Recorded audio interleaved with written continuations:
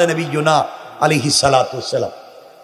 এই পৃথিবীতে আল্লাহ যেই দুইজন মুসলমানকে পুরো দুনিয়ার রাজত্ব দিয়েছিলেন, একজনের নাম সুলাইমান, আরেকজনের নাম কয় না কিছু, একজনের নাম সুলাইমান, আরেকজনের নাম জুলকারনাইন, অথবা বাদশাহ সিকান্দার, অথবা আলেকজান্ডার দি গ্রেট। আল্লাহ যাকে পুরো দুনিয়া রাজত্ব দিয়েছিলেন, সুলাইমান আলাইহিস সালাম গোটা দুনিয়ার বাদশাহ, যার কথা বাতাস শুনে, যার কথা আগুন শুনে, যার কথা জিন্নাত শুনে, পুরা সৃষ্টি যার কথা শুনে, যার কথায় পুরা দুনিয়া চলে, এমন একজন ব্যক্তির নাম সুলাইমান আলাইহিস সালাতু ওয়াস সালাম। তিনি রাজত্ব চালাইতেন, তিনি পৃথিবী শাসন করতেন বাইতুল মুকাদ্দাসে বসে। কোথায় কোথায়? আজ বাইতুল মুকাদ্দাসকে ইহুদিরা দখল করে রেখেছে, ঠিক কিনা জোরে বলেন? মসজিদে নামাজ পড়তে দিচ্ছে না, মুসলমান বাচ্চাদের কলিজা ঝাঁঝরা করে দিচ্ছে গুলি করে। মনে রাখবেন ও মুসলমানেরা, শোনো, আল্লাহর কাছে কিয়ামতের দিন জবাব দেওয়া লাগবে। এভাবে রক্ত ঝরছে আর তোমরা ফুর্তি করে বেড়াচ্ছ, আল্লাহর কাছে জবাব দেওয়া লাগবে। সুলাইমান আলাইহিস সালাম এখান থেকে রাজত্ব চালাইতেন। আমরা আজকে পুরো আলোচনায় বুঝাবো অহংকার করলে হয় কি। মনে আসেনি আপনাদের? মনে আছে? সুলাইমান রাজত্ব শুরু করলেন, ক্ষমতা চালাইতে লাগলেন,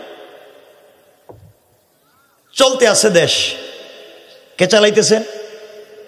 কথা কয় না কেন? কার ছেলে? সুলাইমানের বাবার নাম কি? মাঝে মাঝে ভুলে যায় কিনা এটা দেখতেছি। আমার মুসলমান বন্ধুগণ, কথাগুলো এবার দিল দিয়ে শুনেন কি বলতে চাই। সুলাইমান দেশ চালাতে লাগলেন, পুরা দুনিয়া তার কথায় চলতে লাগলো। একদিকে গোটা দুনিয়ার বাদশাহ, অপরদিকে পয়গম্বর, এত বড় আল্লাহর বুজুর্গ, দেশ চালাতে লাগলেন। কিছুদিন পরে একদিন সংসদ অধিবেশন বসেছে, এমপি মন্ত্রী এক কথায় বড় বড় সভাসদবর্গ সবাই বসা। সুলাইমান ঘোষণা করলেন, শোনো, বিয়ে করতে চাই, আমি বিয়ে করতে চাই, তোমরা কি আমার জন্য মেয়ে দেখবে? সুলাইমান আলাইহিস সালাতু ওয়াস সালামের কথা শুনে সবাই বলছে, অবশ্যই তো আপনি বিয়ে করবেন, আমরা মেয়ে দেখবো না কেন? বয়স হয়ে যাচ্ছে, সুলাইমান বিয়ে করতে চায়। একে তো বাদশার ছেলে, একে তো নিজেই বাদশা, আবার পয়গম্বরের ছেলে, পয়গম্বর বিয়ে করতে চায়। সবাই ডাক দিয়া বলেছে, সুলাইমান, কেমন মেয়েকে আপনি বিয়ে করতে চান জানতে চাই।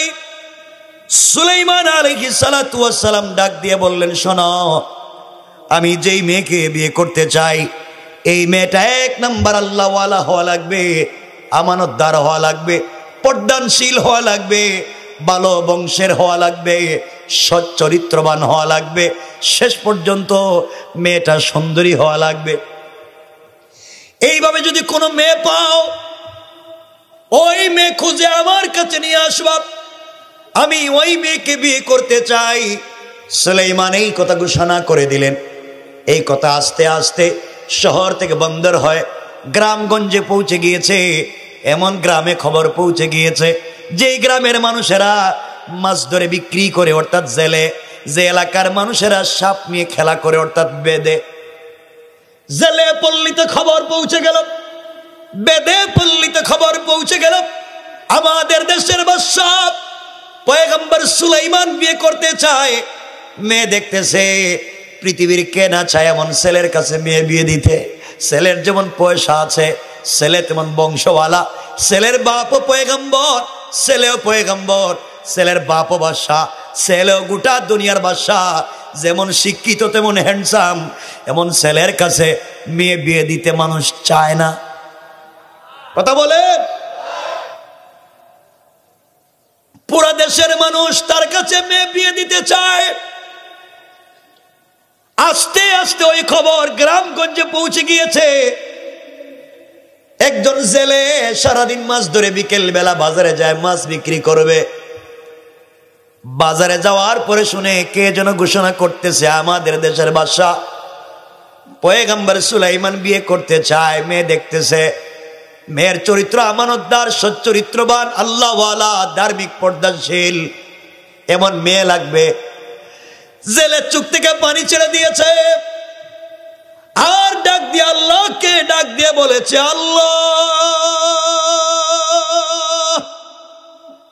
আমার ঘরে একটা মেয়ে আছে, মেয়েটা জন্মের পরে আমি বাপ ছাড়া পৃথিবীর কোনো পুরুষ মানুষ দেখে নাই।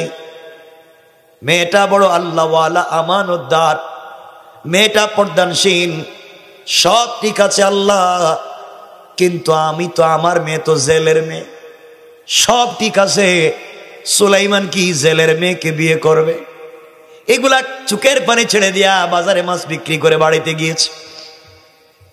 যাওয়ার পরে স্ত্রীকে ডাক দিয়ে বলছে, স্ত্রী কোন খবর তুমি পাইছো নি? স্ত্রী ডাক দিয়ে বলেছে, কিসের খবর? জেলে ডাক দিয়ে বলেছে, শোনো, আমাদের দেশের বাদশা সুলাইমান বিয়ে করতে চায়, মেয়ে দেখতেছে, যেই শর্তগুলা দিয়েছে, যে ক্রাইটেরিয়া গুলা দিয়েছে, সবগুলা আমাদের মেয়ের মধ্যে আছে। সচ্চরিত্রবান, আমানতদার, আল্লাহওয়ালা, পর্দানশীল, সব আছে আমাদের মেয়ের ভিতরে। সুন্দরী তাও আছে, কিন্তু সুলাইমান বলেছেন বংশওয়ালা, কিন্তু আমরা তো জেলের বংশের। আমাদের মেয়েকে যদি বিয়ে দিতে পারতাম, তাইলে আমরা সুলাইমানের শ্বশুর হয়ে যাইতাম, আমরা জান্নাতে চলে যাইতাম। স্ত্রী বলছে, খবরদার, যে কথা বলছো জিন্দেগিতে আর বলবা না। সুলাইমান জানতে পারলে আস্ত রাখবে না, কুরবানি দিবে। কথা বলেন নাকি? আপনি এই দেশের সাধারণ একজন প্রজা, সুলাইমান রাজা, কত বড় বংশের ছেলে, আপনি জেলে। আপনার মেয়েকে কোনোদিন সুলাইমান বিয়ে করবে না, সুলাইমান বিয়ে করবে না। বাবা ঘর থেকে বের হয়ে গিয়েছে, সন্ধ্যার সময় আসর আর মাগরিবের মধ্যখানে ওই জেলের স্ত্রী তার ওই মেয়েটার মাথায় তুইল দিয়া, চিরুনি দিয়া চুলগুলা আছড়াইয়া দিচ্ছে, আর ডাক দিয়া বলেছে, বাপ তুমি কোনো খবর পাইছো কি? মেয়ে ডাক দিয়া বলছে, মা কি খবর জানতে চাও?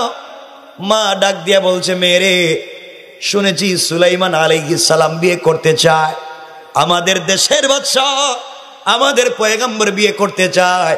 মেয়ে দেখতেছে, তোমার বাপ বলেছে, যতগুলো শর্ত বলেছে সবগুলা তোমার মধ্যে আছে, কিন্তু মারে আমরা তো জেলে, তুমি তো জেলের মেয়ে, এই জন্যে তোমার প্রস্তাব দিতে পারলাম না।